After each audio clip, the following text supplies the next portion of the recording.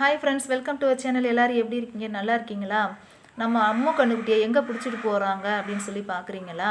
கோவிலுக்கு தாங்க பிடிச்சிட்டு போகிறோம். ஏற்கனவே ஷார்ட்ஸ் போட்டிருக்கேன். நம்ம அம்மு வந்து கோயிலை ஏழை விடுறதுக்கு பிடிச்சிட்டு போகிறோம்னு. முதல் நாளே குளிச்சு விட்டுட்டு காலையில் பார்த்திங்கன்னா சீப்பு எடுத்து சீவிட்டு சந்தன பொட்டெல்லாம் வச்சு கூட்டிகிட்டு போயிட்டுருக்கோங்க. கோவிலில் போய் நம்ம வீடியோஸ் எடுக்க முடியலங்க.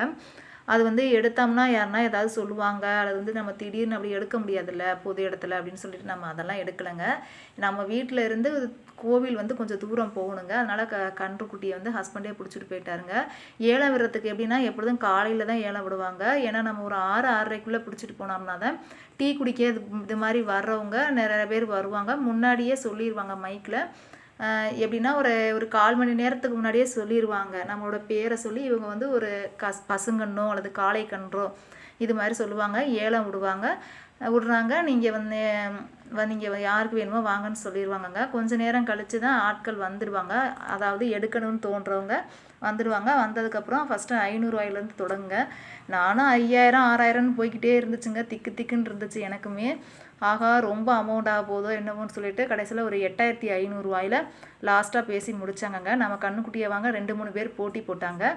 எங்கள் இதில் எப்படின்னா கோவிலில் ஏலம் விடுறதுனா காளங்கன்றும் விடுவாங்க, இது மாதிரி பெண் கன்று விடுவாங்க, ஆட்டுக்குட்டி, சேவல், இது மாதிரி எது வேணாலும் ஏலம் விடுவாங்கங்க. நம்ம வந்து ஏற்கனவே ஒரு நேர்த்தி கடன் வச்சுருந்தோங்க. உங்களுக்கே தெரியும் குட்டிமணியை பற்றி. வெள்ளச்சியோட கண்ணுக்குட்டியோட பொண்ணு தான் வந்து அம்முக்குட்டி. ஏற்கனவே வந்து அவள் 2 கண்ணுக்குட்டி இங்கே பாருங்கள் அந்த வீடியோவில் அவள் எப்படி பாருங்கள், அவளோட பார்வையை பாருங்கள், எங்கேயோ நம்மளோட பொண்ணை பிடிச்சிட்டு போகிறாங்க அப்படின்னு சொல்லிட்டு பார்க்குது.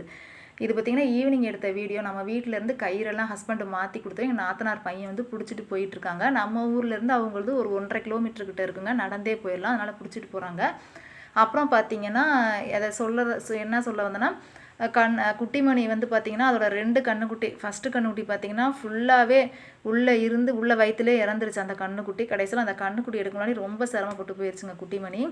2வது பார்த்திங்கன்னா 8 மாதமே அபாசனம் ஆகி அதுக்கப்புறம் அந்த அபாசனான கண்ணுக்குட்டி வெளியிலே வரலங்க.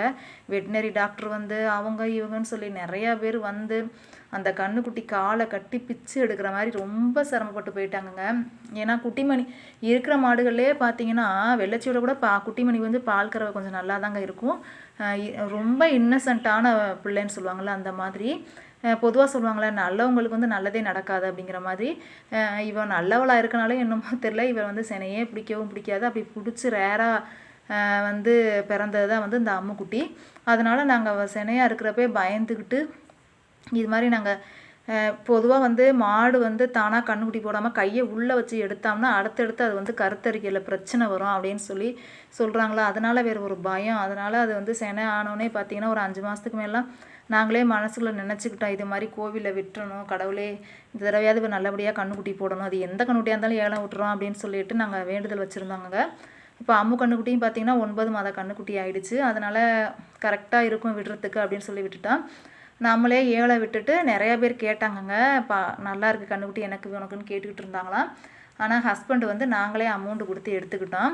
நம்ம அப்படி கொடுத்து கூட எடுத்துக்கலாம். நிறைய பேர் இல்லை எங்களுக்கு கொடுங்கன்னு சொன்னாங்களாம். இல்லை வளர்த்தவங்களே கேட்குறாங்க எடுத்துக்கட்டும் அப்படின்னு சொல்லிட்டு சொல்லவும் சரின்னு விட்டுட்டாங்கங்க. அதனால் நாங்கள் பிடிச்சிட்டு வந்துட்டோம். காலையில் பிடிச்சிட்டு வந்து ஃபுல்லாகவே நம்ம வீட்டில் தான் இருந்துச்சு.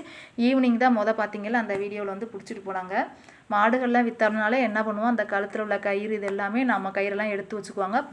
கொண்டு போகிறவங்க தனியாக கயிறு மாற்றி எடுத்துகிட்டு போகிறதாங்க எங்கள் ஊர்லலாம் வழக்கம். இது எல்லா ஊர்லேயும் வழக்கமாக தான் இருக்கும்.